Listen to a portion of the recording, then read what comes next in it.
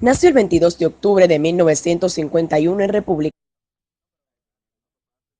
economista y político dominicano que ocupó el cargo de ministro de Educación en el tercer mandato de Leonel Fernández. Ha ocupado otras funciones legislativas, gubernamentales y políticas. Realizó estudios de licenciatura en Economía y Física y fue profesor de diversas universidades como UNIBE y liceos como el Mauricio Báez. Además, ocupó otras posiciones públicas como diputado en 1990, director de Autoridad Portuaria en 1999, director de Infotep en 2004, ministro de Industria y Comercio en 2007 y ministro de Educación en 2008. Fue secretario general de la Asociación Dominicana de Profesores ADP en el período 1995-1999, logrando varias reivindicaciones para el sector magisterial dominicano. Es miembro del Comité Central del Partido de la Liberación Dominicana PLD y presidente de FUNPEN, organización que lanzó el primer ranking de escuelas y colegios en la República Dominicana. Amigos, compartan, comenten y activen sus notificaciones y sigan en sintonía con el más internacional A Fondo TV. Les informó Vianela Pérez.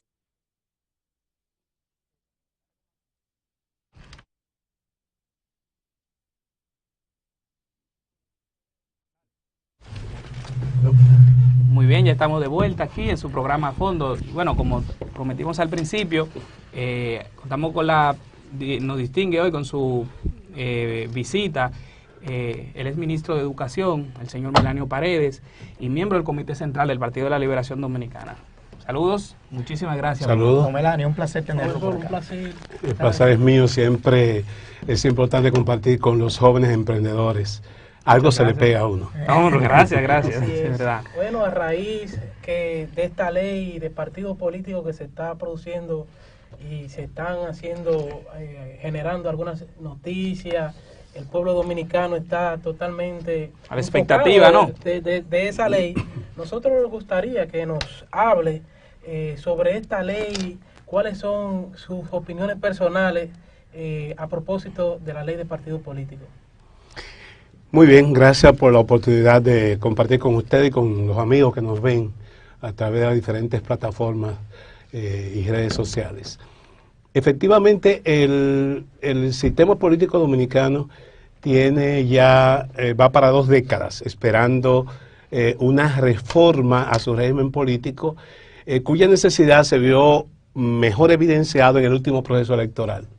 Aquí prácticamente ningún partido político pudo celebrar elecciones internas y escoger sus candidatos como manda la Constitución del 2010, respetando la democracia interna y permitiendo que la membresía de estas organizaciones se expresaran.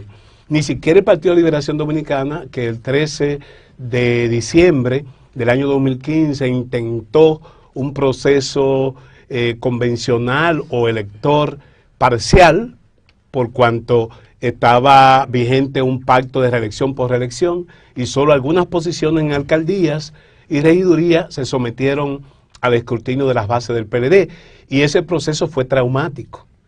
Yo estuve supervisando como mandato de la comisión organizadora en Santiago, y prácticamente 15 minutos después yo salí del centro de votación en el barrio Ciruelito, se produjo la muerte de un militante de nuestro partido. Algo sin precedentes en las historias de competencias internas del Partido de Liberación Dominicana. Justamente el año pasado se cumplieron 50 años de nuestra democracia electoral. Y lo que el liderazgo político, tanto de mi partido como del resto de la oposición, deben entender es que el mundo ha cambiado. Y que ese sistema electoral de 50 años prácticamente colapsó. De las 3 fuerzas políticas que hegemonizaron esos 50 años, el Partido Reformista Social Cristiano, el Partido Revolucionario Dominicano y el PLD, los 2 primeros se han reducido a partidos bisagras. Las encuestas no llegan al 5% del favor del electorado. Y en el caso nuestro, que es el único partido, como ha dicho Rosario Espinal, que queda más o menos estructurado, tiene serios inconvenientes hoy día. Y yo vengo denunciando esa situación desde el año 2005, que fue su último congreso, por cuanto de ahí en adelante lo que ha habido son procesos administrativos, de sumar dirigentes a su comité central, de sumar dirigentes a su comité político, mientras las estructuras de base están represadas desde el 2001. De manera que al PLD le haría muy bien con promover como salvaguarda del sistema democrático en el país una reforma político-electoral necesaria, la que está esperando la sociedad dominicana, tanto la ley electoral como la ley de partidos. Y a mí me preocupa y tengo mis aprensiones porque la decisión que tomó el comité político de mandar a una junta de juristas constitucionalistas el tema de si elecciones simultáneas con padrón abierto o cerrado, para mí eso es un dilema falso. Ese no es el problema fundamental que debe discutirse en una ley de partido y una ley electoral. Y si es un dilema falso, entonces esconde, hay un trasfondo. Y ese trasfondo, ya muchos de nosotros, gente que compartimos, por ejemplo, en el espacio ciudadano Más Democracia, entendemos que puede ser una vía para que nos quedemos sin ley electoral y sin ley de partidos. Y en ríos revueltos, ganancia de pescadores. Por eso nosotros entendemos que el liderazgo de mi partido, el Partido de Liberación Dominicana, haría muy bien con propiciar en esta legislatura o iniciando la próxima, el 27 de febrero, la aprobación de esos dos instrumentos fundamentales, porque tiene una deuda social, una deuda política con la sociedad dominicana. Y yo no concibo al liderazgo que ha sido capaz de gobernar estos años, que estén planteándose el secuestro de la democracia dominicana. No propiciar una ley electoral, una ley de partido, es secuestrar la democracia dominicana, y eso no es lo que espera la sociedad dominicana de nosotros. Profesor, a propósito de lo que usted menciona, puede ser que la discusión o el tranque que existe entre primarias abiertas y cerradas sea un caramelo envenenado que busque como objetivo final trancar el juego y nos quedemos sin leyes de partido. Ahora bien, pero es evidente de que es parte del problema. Y da la impresión que primarias abiertas favorecen a quien está en el poder y primarias cerradas favorecen al que está en la oposición. ¿Cuál es su parecer en ese sentido? Justamente hay un ejemplo muy reciente. Aquí hay un debate que está prácticamente 50-50 en la sociedad dominicana, una sociedad conservadora y que tiene poderes fácticos muy fuertes. Sí. Y hace apenas meses se cayó en la Cámara de Diputados el proyecto de Código Penal. ¿Por qué? Porque mi partido no fue capaz de reunirse, unificar criterios como era la costumbre en el Partido de Liberación Dominicana y trazar una orientación específica a nuestros diputados, a nuestros senadores, para que se aprobaran las observaciones que hizo el Poder Ejecutivo con las 3 causales que justifican el aborto terapéutico o el aborto en condiciones de salvar la vida a la madre. ¿Qué ocurrió?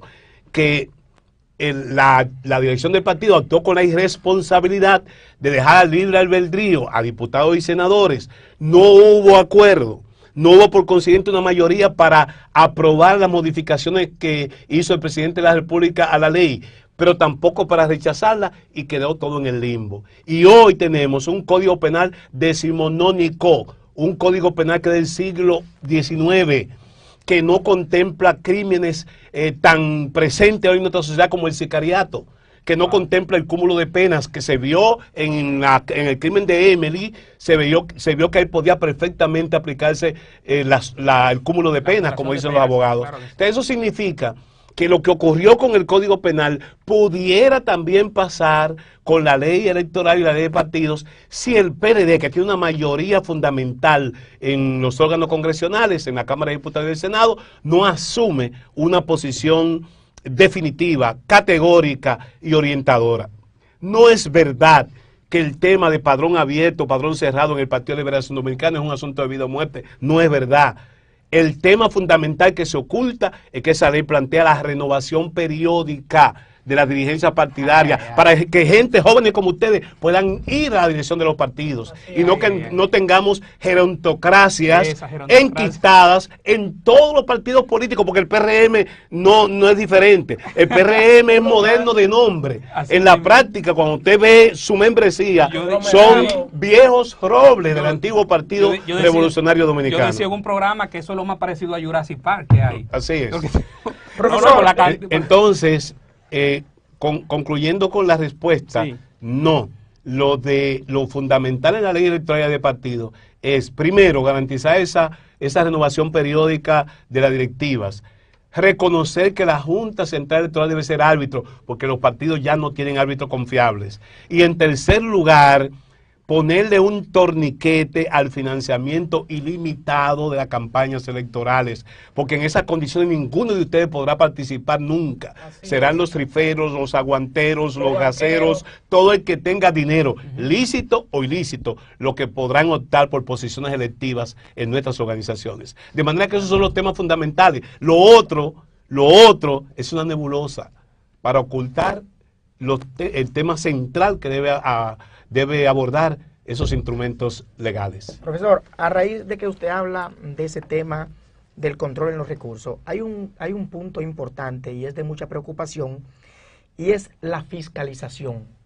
Una vez se entregan los recursos, es el tema de la fiscalización, en vista de que usted sabe que en este país las auditorías nunca se completan, no aparecen los informes finales, y por otra parte, el tema de las donaciones, es decir, ¿cuánto le vamos a donar a un partido X?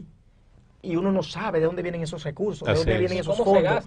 ¿Qué usted considera este tema de la fiscalización y el tema de las donaciones? ¿Cómo usted entiende que esto debe manejarse de una manera adecuada? El 24 de noviembre del año pasado, justamente va a ser un año, un conjunto de dirigentes y jóvenes de diferentes partidos lanzamos en la biblioteca Pedro Enrique Jureña, en el auditorio Juan Bosch, en un acto masivo, lanzamos el espacio Ciudadano Más Democracia. Y en ese escenario nosotros planteamos 9 planteamientos, 9 reformas específicas a la ley de partido y a la ley electoral. Luego participamos de procesos de vistas públicas en la Cámara, o hemos organizado varios simposios, 2 de ellos en la UNFO, uno, el último, con los politólogos. Hicimos un encuentro, un diálogo democrático con mujeres, visitamos las cámaras con las mujeres, planteando el tema de la cuota, porque creemos en la discriminación positiva. Hay quien han satanizado eso, pero no. El año pasado, antes de que se hablara de la cuota de la juventud, planteamos que se llegara al menos el 40% en la cuota de la mujer, y asumimos la fórmula del 40-60 sin distinción de género, y planteamos un 15% en ese momento a la juventud. Hoy está hablando de un 25%. Nosotros comenzamos con un 15%, ojalá y fuera un 25%. Y no creemos que es una dádiva. Yo pienso que hay jóvenes que se han ganado eso. No estamos planteando una cuota de jóvenes para que se les entreguen a los hijos, los sobrinos, las cuñadas de los funcionarios. No, estamos hablando para que el partido pueda identificar en la base de la sociedad aquellos jóvenes con la suficiente raigambre social para merecer esas posiciones. No es un regalo. Estamos diciendo que en una sociedad fundamentalmente de inequidad, de desigualdad, en que no hay igualdad de oportunidades para sectores vulnerables como la juventud y la mujer, abramos ese espacio, aseguremos ese espacio para que en ese espacio los jóvenes puedan ganarse esa representación. Por consiguiente, nosotros hemos planteado que ese tema de la cuota se maneje así. Respecto al tema del financiamiento, decíamos, es imposible ir contracorriente, un Congreso que se ha nutrido de ese financiamiento del erario público, plantea que se elimine el financiamiento público. Si tuviésemos en cero, yo planteara eso. Pero dado que eso existe, lo que estamos planteando es que haya control riguroso y rendición de cuentas. Y que esa rendición de cuentas no sea un documento que simplemente entreguen las direcciones de los partidos en la Junta Central Electoral, que tenga que ser auditado, y que tenga que ser auditado por la Cámara de Cuentas, y que tenga que dar el visto bueno la Junta Central Electoral, de manera que esos cientos de millones de pesos que reciben los partidos en el periodo puedan asegurarse su mejor uso. Respecto al financiamiento privado, hemos dicho, hay que establecer controles, no puede ser ilimitado, tienen que establecerse topes. Ese tope que se ha consensuado y que mi partido le ha dado el aval de un 1% de la mayor que obtengan partidos. Si un partido tuvo 5 millones o recibe 5 millones de pesos o 500 millones de pesos, el 1% son 5 millones. Eso es demasiado para donaciones individuales. No, que las donaciones privadas sean primero transparentes. Y debo decir que no solamente el PLD se opone a que sean transparentes, la oposición no quiere que sean transparentes. Y ahí hay un problema de coherencia política. Si vamos a pedir transparencia, si vamos a pedir cero impunidad, si vamos a pedir cero corrupción, es en todo, no en lo que nos conviene o lo que no le conviene a los demás. No, entendemos que ese financiamiento tiene que ponerse un tope, que se pueda consensuar, pero un tope razonable y que haya explicación del origen y el destino final de esos recursos. Profesor, a raíz de todas esas informaciones que usted nos ha dado, a nosotros nos gustaría que nos dé su opinión personal sobre la separación del poder gubernamental y el poder partidario. ¿Cuál es su posición a raíz de que en el 94-96 se establecía que una persona, por ejemplo, como el doctor Reinaldo Pared, que es secretario del Partido de la Liberación Dominicana y también presidente del Senado de la República, debía la función de secretario dejarla en el partido? Juan Bosch siempre creyó en eso. Y mientras estuvo vivo, se mantuvo esa disposición. Lamentablemente, por una situación de ambiciones personales y oportunismo, en el año 94 eso se modificó.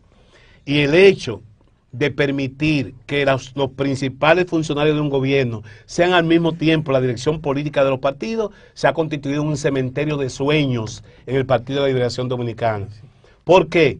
Porque efectivamente lo que tenemos es una casta de dirigentes que tienen por vocación ser ministros y directores generales de los gobiernos y al mismo tiempo miembros de su comité político, y eso es una barbaridad.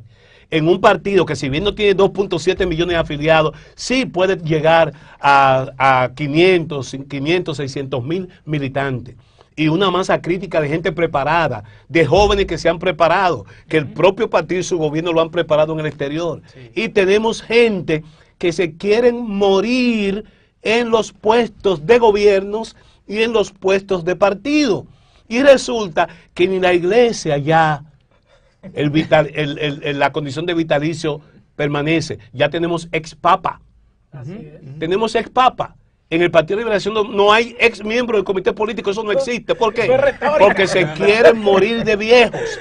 Y yo digo, debemos salir. Yo fui electo del comité central en el año 90. Si la gente entiende que yo no renové mis ideas y se cansa de mí, que den la posibilidad de que otro me releve en el puesto. Yo no puedo imponerme por mecanismos espúreos, mecanismos administrativos, por encima de la voluntad libérrima de la mayoría de la membresía de este partido.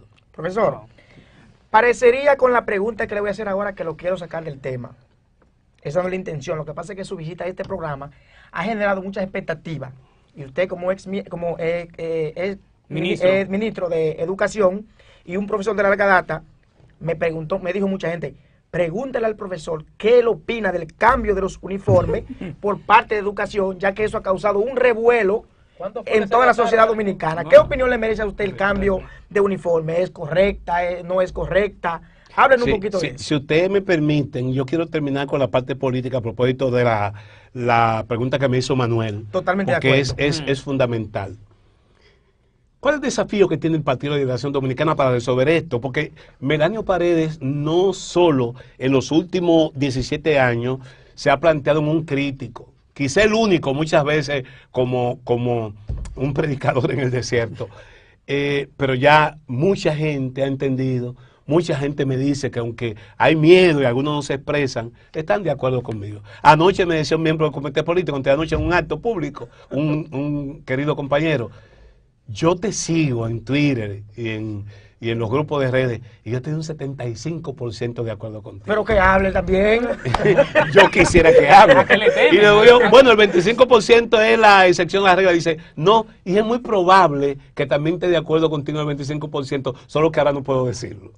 Entonces, Fíjense ustedes cómo es la situación. Y yo le creo a esa persona, porque es una persona que se fraguó, conoce lo que es el trabajo político, no es de lo que le han regalado la membresía del comité político. Ese yo pienso que se lo ganó. Entonces, ¿cuál es el desafío que tiene el Partido de Liberación Dominicana en este momento? Y a usted le estoy dando esta primicia porque no he tratado esto en otros escenarios. Agradecemos. Sí. Nuestro partido tiene que garantizar, asegurar, aprobar una ley electoral y una ley de partidos como instrumentos fundamentales, como reglas de juego, para que podamos tener un proceso electoral hacia 2020 tranquilo. Fíjense todo el barullo ahora que se ha armado con el tema de los equipos de la Junta. No me está gustando los visos, las señales que se está dando cuando la Junta se mete en un problema que del pasado, tiene que enfocarse hacia el futuro, no pudiera representar un riesgo muy grande en un escenario que implica la realización de unas elecciones municipales en febrero y otras congresionales y nacionales 3 meses después. Pero al mismo tiempo, con eventos en los partidos, y se aprueba la ley como tal, con primarias en los partidos que son prácticamente también elecciones nacionales, en el año anterior, es decir, el año 19.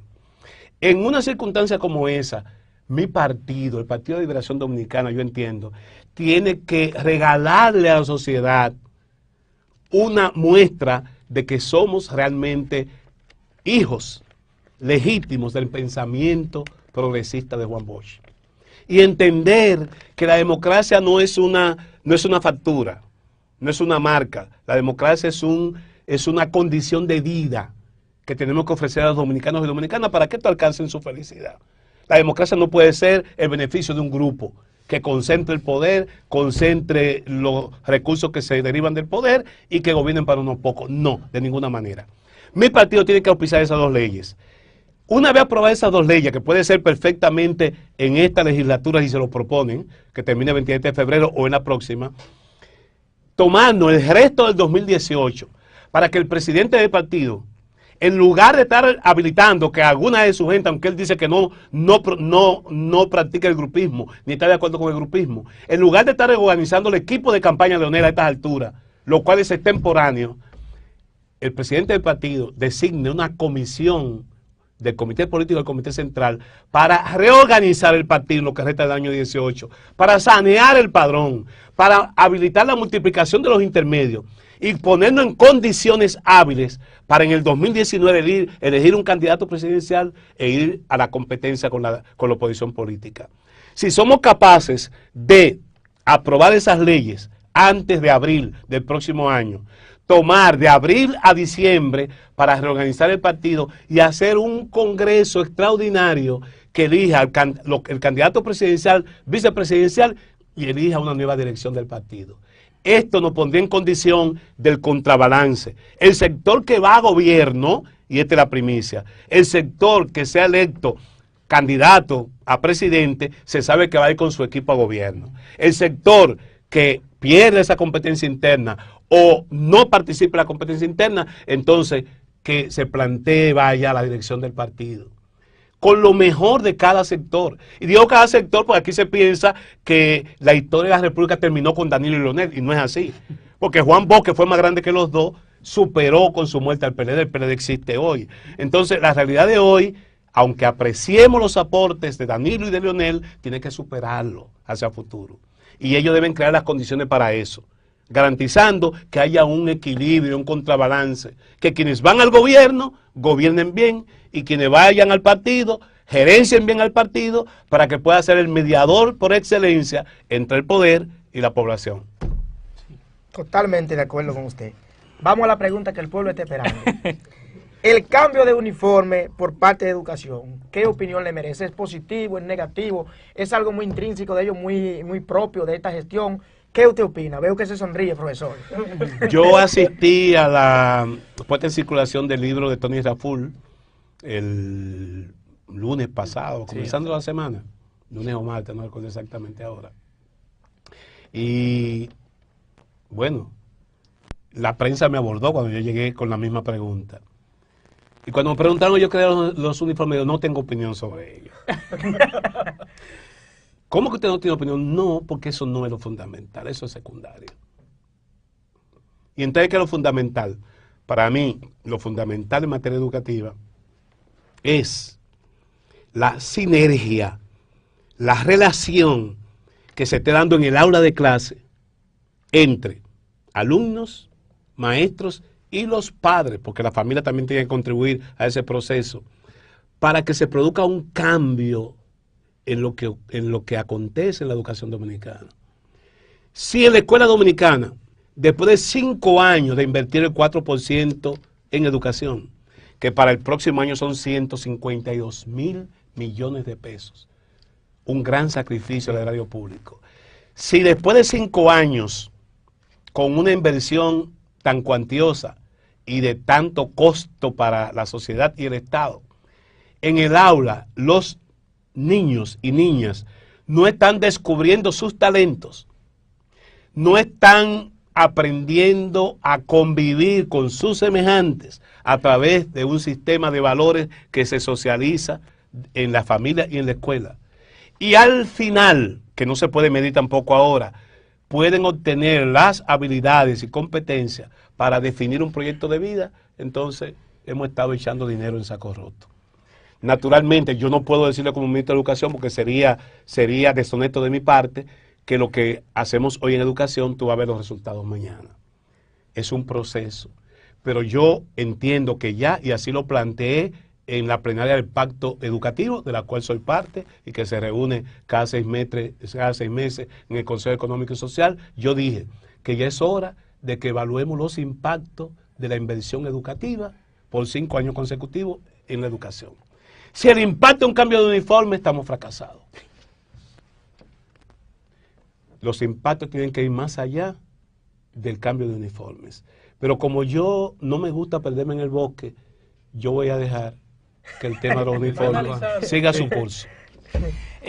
Profesora, a propósito de esos consejos que usted ofreció aquí al Partido de la Liberación Dominicana, que busca mejorar la gobernabilidad dentro del partido, ¿a qué se debe este sentir que tiene la base de que los grandes dirigentes, los grandes tomadores de decisiones se encuentran totalmente divorciados de las bases, no los visitan solamente en época de campaña? Es el sentir, y ese no era la práctica política del PLD, no era esa, era totalmente otra. Entonces, ¿qué es lo que ha pasado? Y quiero hacer una acotación ahí, porque siempre se dice, no, esto es producto de la masificación del partido. No es cierto, porque los mismos líderes que se formaron con el profesor Juan Bosch son los que están liderando hoy en día. Entonces, ¿a qué se debe? ¿Se ha dejado seducir por el poder? ¿Es el dinero? ¿Qué es lo que está pasando? Todos reconocemos que desde el primer gobierno del Partido de Liberación Dominicana, ya hace 21 años, el primer gobierno, que para mí ha sido uno de los mejores, del presidente Fernández, 96-2000, se inició un proceso de reformas importantes, de un cambio de conducta en el ciudadano, tan solo con el tema de que la cédula de identidad, el pasaporte, la licencia de conducir, se pudieran tener mecanismos ágiles de obtención. Acta de nacimiento. Y no tuviéramos que pasar la odisea de ir a la feria y envolvernos con unos buscones. De ahí inclusive nos sacaron algunos reformistas, que era su conducta y su cultura, el tema de comer solo. Sí. Porque si los buhoneros no se la podían buscar en los jardines, y en los alrededores de las oficinas, era porque esos PLDistas, tacaños, están solamente ellos ganando su sueldo y no nos dejan que nosotros nos ganemos lo nuestro con la informalidad. No, yo creo que si ese era el mote de comer solo, nos lo ganamos en buena lid, con autoridad, lo digo hoy.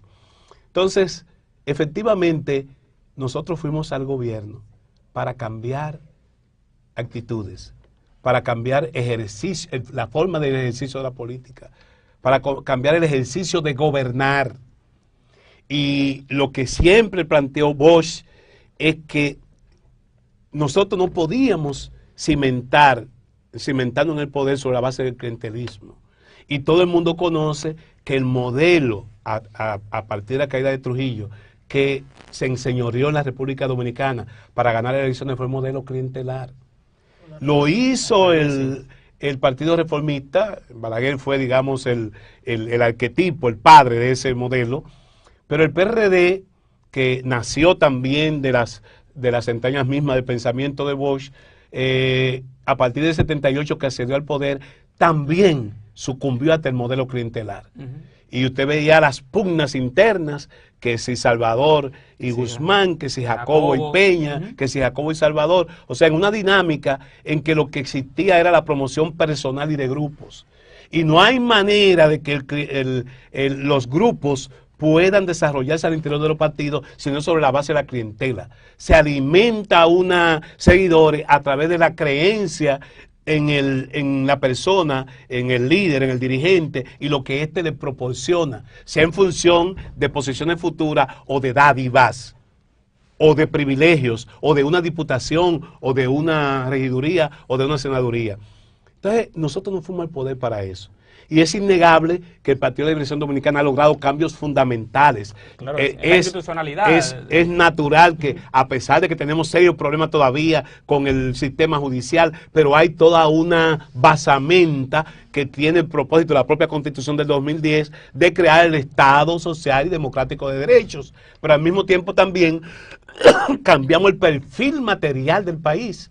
Este país tiene conexión por vías modernas de carretera a lo largo de los 48.000 kilómetros cuadrados. Pero el perfil de ciudades como Higüey, Santo Domingo, Santiago, San Pedro, Puerto Plata cambió. Y de aldeas son grandes ciudades y metrópolis. Que hay una clase media pujante que se expresa en la cantidad de torres que se ve acá o la cantidad de mall. Exactamente. Por ejemplo, me decía mi compañera que estudió en Puerto Rico que en los años 70 y tanto Puerto Rico las Américas, y Puerto Rico parecía un país desarrollado. Nosotros tenemos ya multiplicidad o varios múltiples de esos que existían en Puerto Rico en la década de los 70 y los 80, que lo tomábamos como modelo, e incluso los 90. Entonces, esa es una realidad que está ahí ahora.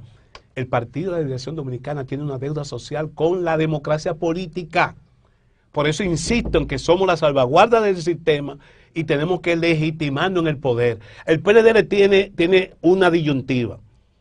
O se mantiene en el poder desprestigiando la marca, como dicen los mercadólogos, yo digo la simbología, porque hoy para muchos el PLD todos somos ladrones, todos somos corruptos, y yo digo que no.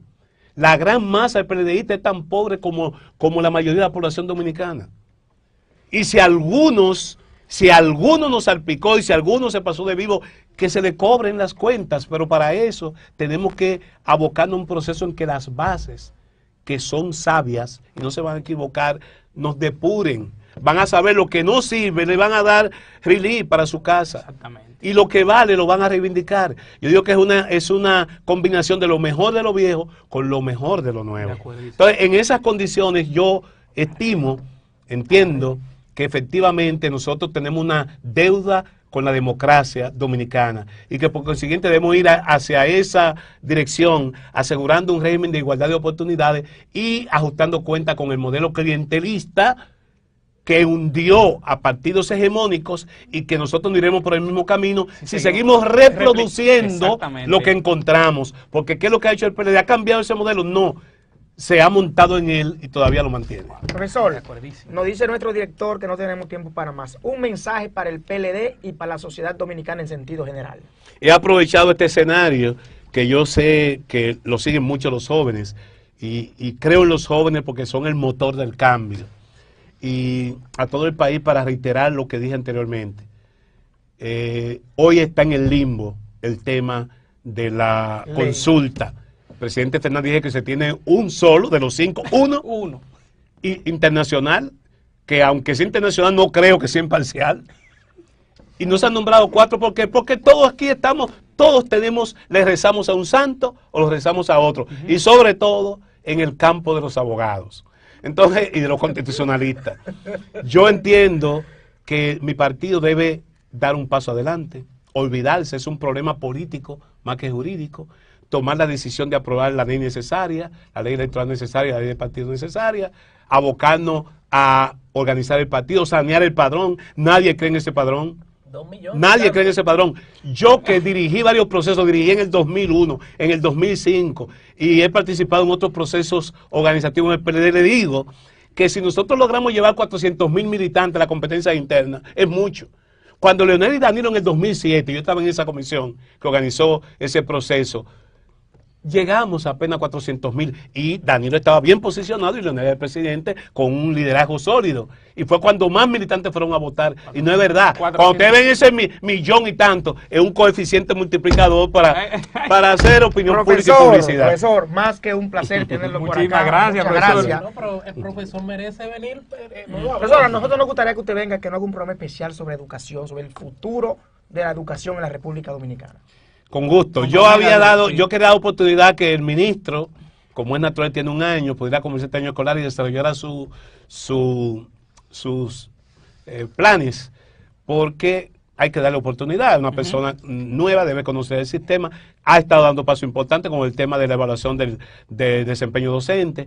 Está hablando, lo único malo que tiene de la formación por competencia es que se cree que algo nuevo, y eso no es nuevo. Eso fue lo que yo implementé en el 2009 y 2010. Ahí están los documentos, inclusive la actualización del currículo en base a aprendizaje esperado o logro de aprendizaje. Pero bueno, podemos hacer el programa y así hacemos una evaluación crítica de cómo van las cosas en el sector de educación. Con gusto con ustedes. Muchísimas Bueno, señores, gracias. Ya nos queda despedirnos, nos vemos en el próximo programa. Saludo para Allen Trotsky, directamente de Selvia Belgrado, y también Alfonso Congostrina del periódico El País, que están en sintonía. Y saludamos a Félix Nova Jr. Que está aquí. De lo bueno. Sí. Siempre También tenemos ya comunicación a través de las redes. Sí. Bueno, Bueno, nos vemos el nos próximo vemos el sábado. próximo sábado.